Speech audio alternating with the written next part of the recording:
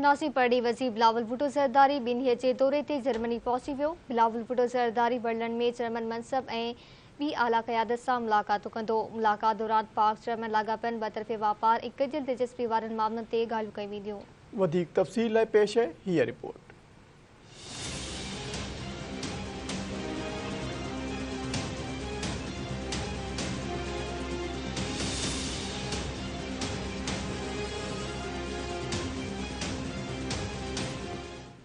परराई वज़ीर बिलावल भुट्टो ज़रदारी 2 ॾींहनि जे दौरे ते जर्मनी पहुची वियो आहे।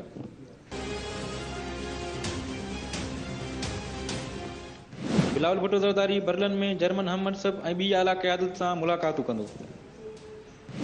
मुलाक़ातुनि दौरान पाक जर्मन लाॻापनि, ॿीतरफ़े वापार ऐं गॾियल दिलचस्पी वारनि मामलनि ते ॻाल्हियूं कयूं वेंदियूं।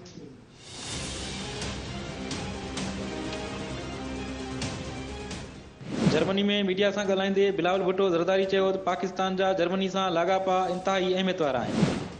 हुन चयो त जर्मनी सां लाॻापनि खे वधीक मज़बूत बणाइण जी कोशिश कई वेंदी।